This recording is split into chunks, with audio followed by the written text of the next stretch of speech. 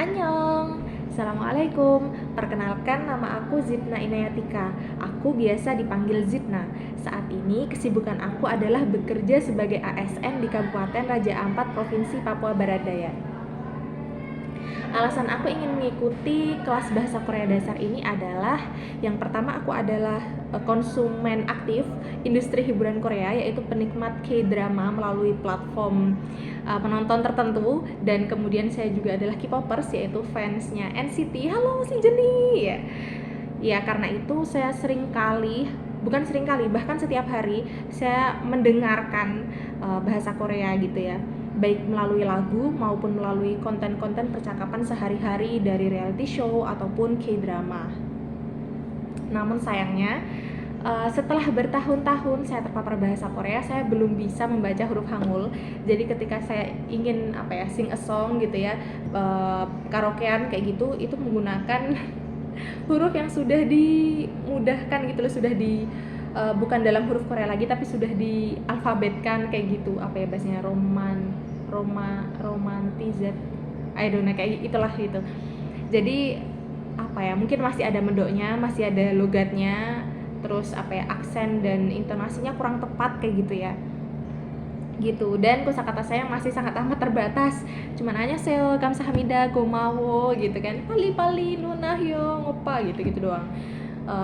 Masih sangat terbatas kayak gitu ya. Nah, dengan adanya fasilitas ini, saya harap saya bisa mengerti bagaimana alur belajarnya gitu. Jadi ketika saya kemudian mengikuti kelas ini dan saya belajar melanjutkan autodidak ataupun nantinya memilih kursus, saya tidak akan kebingungan lagi. Kemudian selain itu, saya juga ingin bisa berkomunikasi menggunakan bahasa Korea dengan idola saya kayak gitu, entah nanti fansign offline ataupun online, atau ya Allah semoga saja bisa, siapa tahu ada project barengan kayak gitu. Karena siapa tahu ya, karena tempat domisili saya adalah tempat wisata, siapa tahu mereka akan datang ke sini jika saya berhasil nge-branding diri saya dengan baik, kemudian bisa dikenal sebagai orang yang bisa berbahasa asing yang baik gitu dan mengerti wilayah sini dengan baik, saya bisa jadi tour guide-nya mereka ya. Kemudian selain itu saya ingin juga wisata ke sana ya, wisata ke South Korea gitu.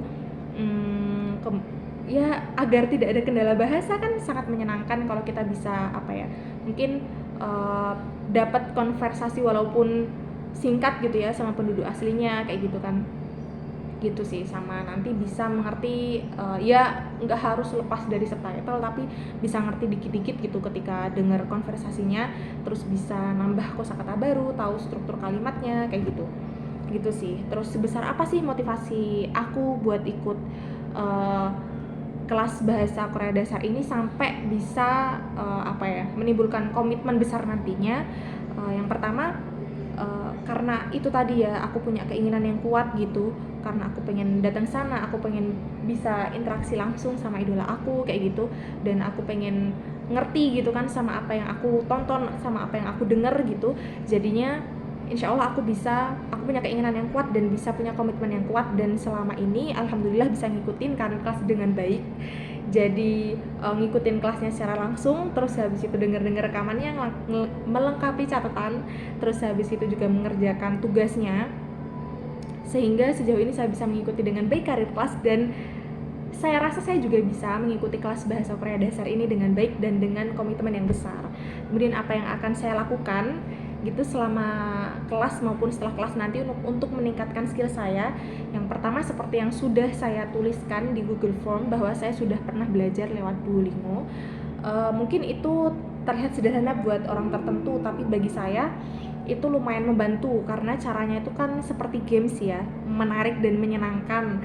Jadi saya dengan berbekal sudah ada tutor, kurikulum, dan tahu cara belajarnya seperti apa, saya bisa melanjutkan untuk belajar autodidak dan lebih disiplin dan komitmen untuk menjalankan ya lewat Duolingo ataupun lewat beberapa akun sosial media yang sejauh ini tuh mengajarkan itu ya, konversasi yang sederhana kayak gitu, kayak gimana sih caranya kalau mau beli sesuatu, gimana caranya kalau mau memesan sesuatu gitu, daily conversation kayak gitu sih. Jadi lebih ke banyak praktis. Sama kalau misalnya dengerin musik video mungkin itu enggak sih, lebih ke kalau misalnya dengerin lagu itu kan biasanya kan langsung cari lirik gitu ya. Nah itu coba dari lihat hurufnya, siapa tahu nanti jadi bisa baca dari huruf Hangulnya gitu kan.